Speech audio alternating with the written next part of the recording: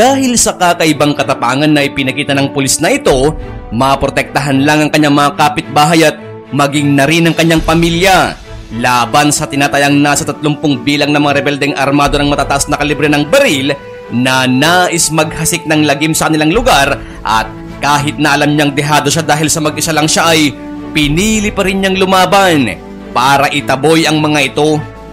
Dahil sa ginawa niyang pakikipagbakbakan ay marami sa mga rebelde ang namatay at hindi nga siya nabigo dahil sa maniwala man kayo o hindi ay nabahagang buntot ng mga rebelde matapos makita ng mga ito na unti-unti silang nauubos.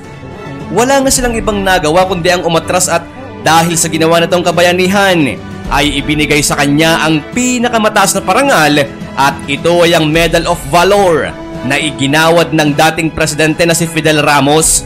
Gusto mo bang marinig ang buong kwento? Well, magsisimula yun. Noong madaling araw ng October 26, taong 1992 nang maganap ang malapelikulang kaganapan sa buhay ng Noy SPO1 pa lang na si Rodelio Caballa sa kanilang bahay sa San Rafael Prosperidad, Agusan del Sur. Ito ay matapos salakay ng mga rebelde ang lugar at pinasok ang ilang mga kabahayan para pagnakawan. Noong mga oras na yon ay mahimbing pang natutulog ang mga tao, subalit bigla na lamang silang nagising dahil sa sunod-sunod na putok ng baril na kanilang narinig. Dahil dito ay nagbigay ito ng matinding takot sa kanila, dahilan upang ang ilan sa kanila ay magsigawan. Isa sa mga nagulat at bigla na lang nagising mula sa mahimbing na pagkakatulog ay si SPO1 Rodelio Caballes, ang apat nitong mga anak at ang asawa nitong si Ginang Sonia. Agad naman itong bumangon at bahagyang sumilip sa kanilang bintana upang tignan kung saan nanggagaling ang mga putok.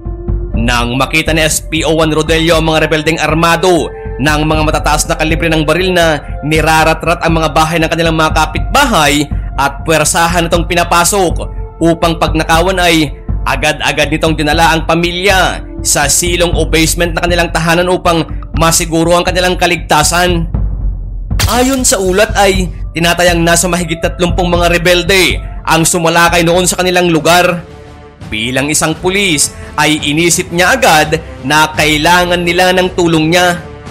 Kaya naman agad niyang kinuha ang kanyang M16 rifle upang sumaklolo.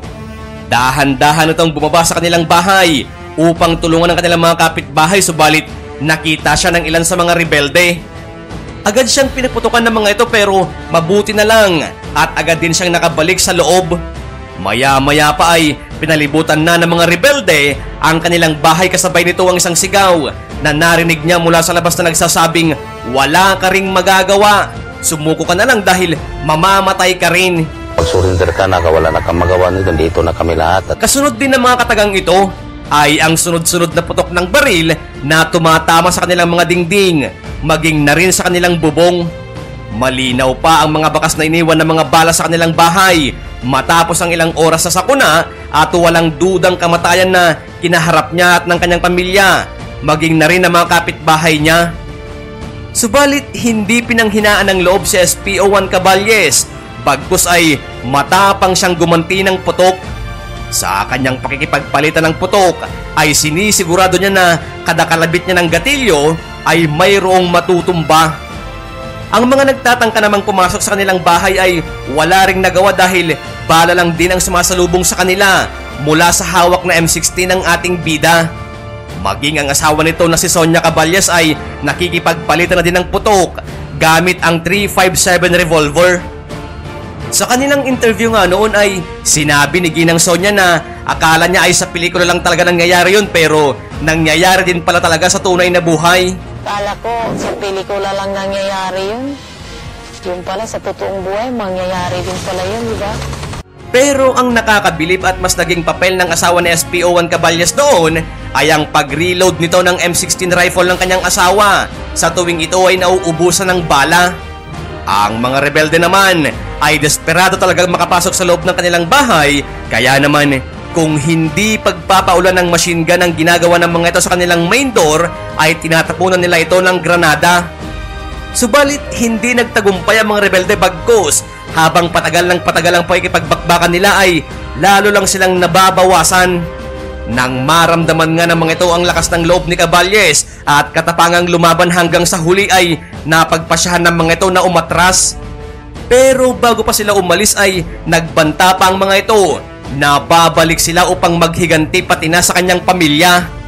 Pagkatapos ng mainit na bakbakan na tumagal ng 4 na oras ay dito nakita nila ang katawan ng 11 rebelde na wala ng buhay na nagkalat doon mismo sa labas ng kanilang bahay.